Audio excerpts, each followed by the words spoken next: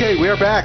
I'm your host, Barry Waxler, here with the always lovely and talented Andrea Kay. We have a couple new people sitting in with us today. We have Mr. Urban Miyares from Disabled Businesspersons Association. Welcome, Urban. Well, thank you. Pleasure to be back with you.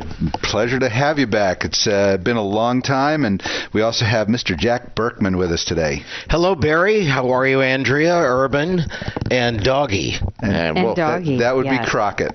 So we forgot to introduce Crockett. You know, he's the star of the show anyway. Crockett's resting. So anyway, before we get into a little bit of the PR side of the world, Urban, tell us a little bit about what you've been doing lately. We know you've been out of town for a while. I have been. I've been out of town since early December. I've been redoing my blind rehabilitation all over again at the Long Beach Veterans Administration Blind Rehab Center. You know, it's over 30 years since I went to blind rehab last, and with all the technology and all that's come about, the world has changed for those who can't see or losing their sight. So Urban, you now I always had to laugh because I got this text out of the blue. It says, "This is Urban. I just learned how to text. Can you tell me if you're getting my text?" It really is amazing. What I've learned more than anything, and website designers out there, take note. If you don't understand on how the blind read websites, you need to find out, because there are shortcuts that everybody's going to use. We're now using it, the blind, so that we can navigate. And so many websites I see out there today are not easy to navigate. I find some sites easier being blind than I can imagine you would being sighted. Interesting. You know, I think technology is amazing. Of course, we had a technology company on earlier today, but now they have technology, and I guess they've had it for a long time, but technology for the blind. And, you know, for those of you who are just tuning into the radio show and don't know anything about my guest, Urban, I call Urban the most amazing man on the planet.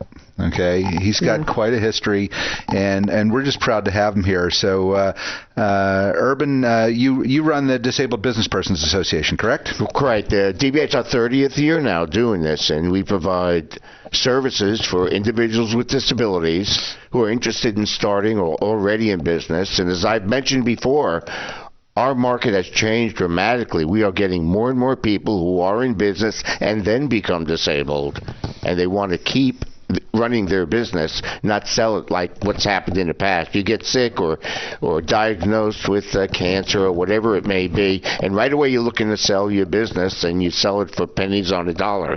Well, now business owners are learning they can operate their business even with a medical condition. That's great. You know, and you know, we'll get more into your background a little bit later in the show. But Urban has been working with disabled veterans and the disabled community in general, and even getting involved lately with employment and community options that services the developmentally disabled, correct? Correct. We've dealt with and worked with those having developmental disabilities for many years, and it's wonderful to be now working with Nancy and her group. Well, this is our kind of our wrap-up segment to the show. And this is where we really try to give back to the community. So we have our little tour about town on all of the nonprofits and all the people that are working really hard to do great things. So let's start out with Urban. Urban, you are the founder of Disabled Businesspersons Association, along with one of your key programs is Challenged America. And you've even gotten involved over at Employment and Community Options with Nancy Batterman. So tell us a little bit about what's going on in your world.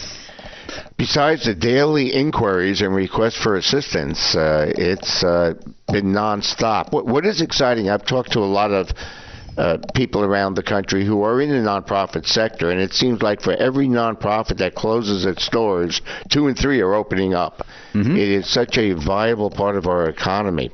At the Disabled Businesspersons Association, the number of inquiries we get from around the country of people who are disabled, who just want to go back to work And the new work for them is starting their own business, whether it be a micro enterprise, independent contractor, or going into a franchise. It's really growing and growing, the number of people with disabilities who are starting businesses, as well as the number of people who are in business already and become disabled. It's nonstop. It's interesting. This is our first show on KCBQ, first of many, as we hope.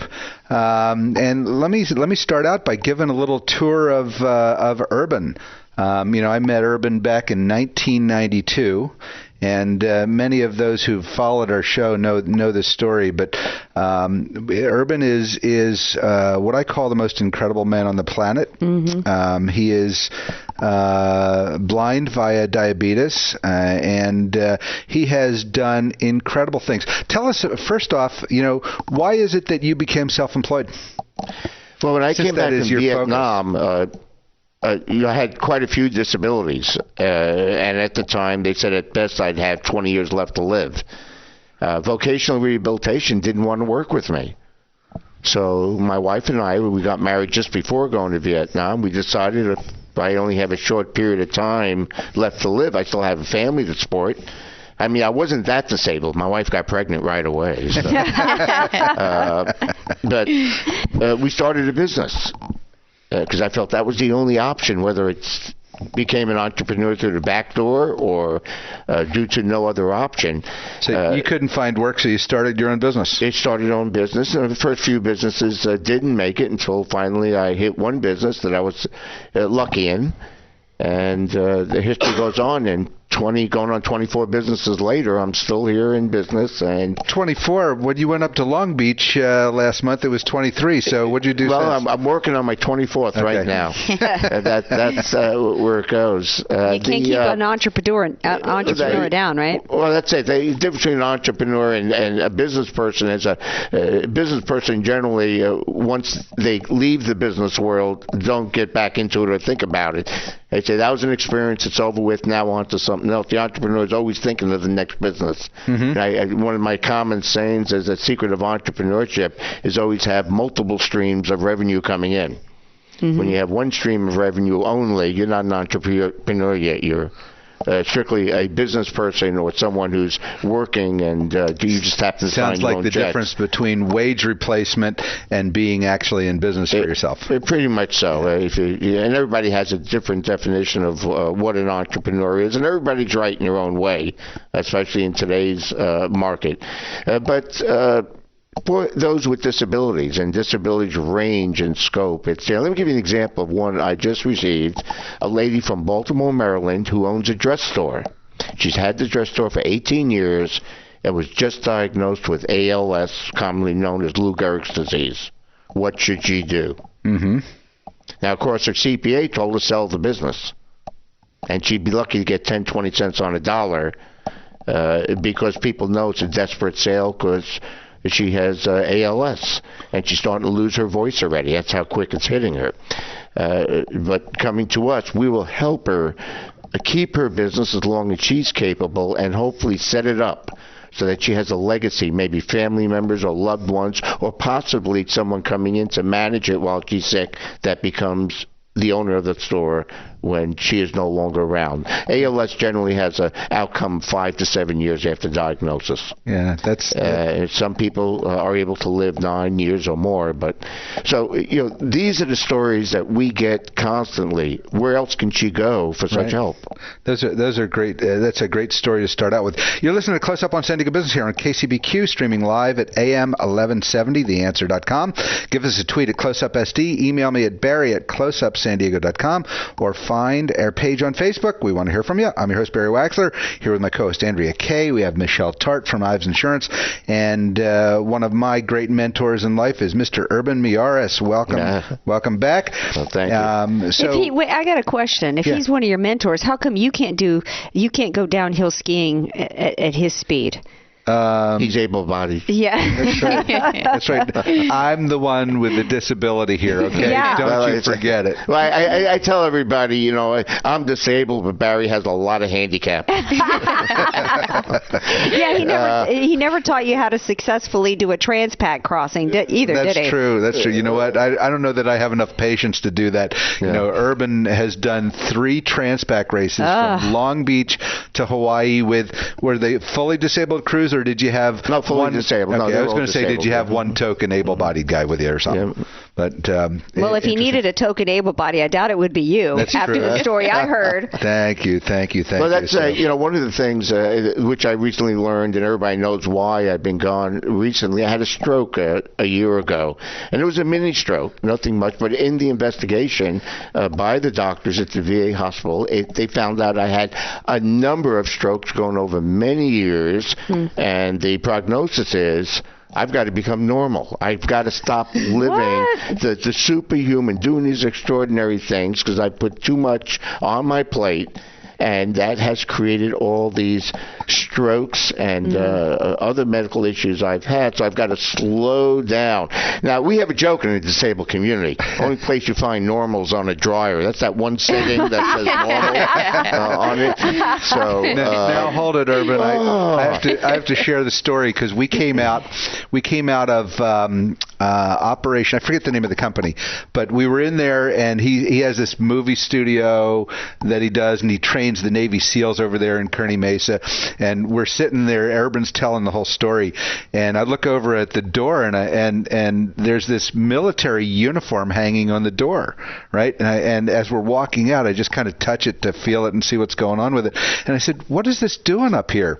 And they said, "Oh, well, we helped the Navy SEAls get Saddam Hussein out of Iraq," and so they said that they gave me a thank you for all the stuff I did. They gave me one of his uniforms. So I looked at it and I said, "Wow, I'm touching pure evil." That's incredible. So we walked out of that. I just had to throw that story in.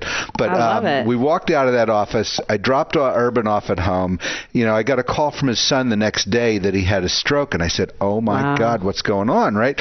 So Urban takes about a day and a half in the hospital, comes out, and I said, "Urban, you had a stroke. How are you?" He says, "Well, I had the stroke on the right side of my brain this time. You know, back in the 90s, I had the stroke on the left side, so at least I'm balanced out." But you know, that's serious. And for all those that are listening, and even if you had a mini stroke, you have a post-stroke syndrome, which is at least 12 months after your stroke. And you probably don't notice it unless you go for testing. Manual skills is one side balance. I learned so much about myself after this last stroke and how it affected me that the public just can't see it. Right. But I know internally my typing's a little slower, my right side, and I'm predominantly right-handed. So the right side is a little bit slower on certain manipulation types of things. Yeah. And that's part of why I was at the Long Beach VA hospital getting treatment on that. Yeah, well, I missed you on Facebook, so hopefully you've been up in Long Beach. They've worked with you on that, and you're going to be back on Facebook with me. I'm back. I'm dangerous now. Oh, dear. Yeah, I've got the latest in technology, as I've mentioned previously on the show, and with that, truly amazing what the technology is. For the disabled and the blind, especially. Yeah. Well, I want to go a little bit on point today because this is our first show on KCBQ. You know, one of the things that we want to do, and I've asked Urban, who's been gracious enough to accept, to be our point man on all the nonprofits in town. You know, one of the great ones that I love, Urban's gotten directly involved with. It's Employment and Community Options, and my hat is off to a absolutely wonderful lady, Nancy Batterman. So, Urban, tell us a little bit about what Employment and Community Options does for our nonprofit community. Employment and Community Options, they've been around, I think, as long as I've been in San Diego with the charity. 30 years, helps people with developmental disabilities, adults, primarily get back to work, whether it be through entrepreneurial efforts or helping them find employment from others. And it's an underserved market, much too underserved, and there are so many people with developmental disabilities. And a developmental disability, for those who don't know, primarily is diagnosed as having 3 medical conditions or more prior to the age of 18. That's the definition. So it's not what everybody would think. An example, someone with cerebral palsy before age 18 would probably be considered developmentally disabled. Yeah. Right. So these are the main reasons. But the number of nonprofits, and Barry and Andrea, thank you so much. No other business show I know of includes the nonprofit sector, which is 9% of our employment base. Nonprofits all over.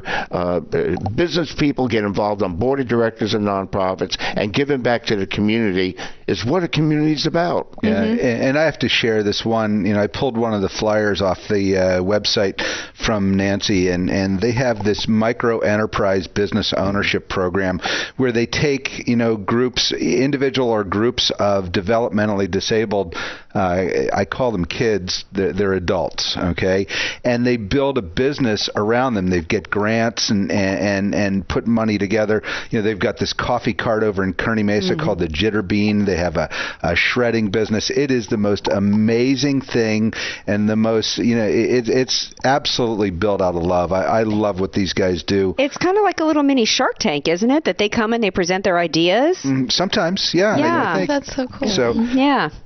But those are wonderful things. So what I want to do, we're about out of time here today. Just if anybody has anything they want to give or needs from the nonprofits need, we'll be posting that up on a weekly basis.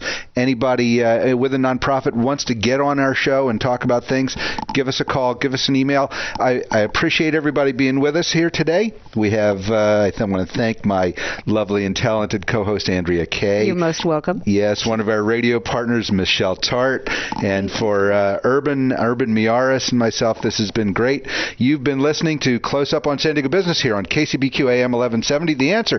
If you are interested in being a guest on our show or just want to follow us, email me at barry@closeupsandiego.com or visit our webpage. You can also tweet us at CloseUpSD or find us on Facebook. And from all of us at Close Up, stay awesome, San Diego.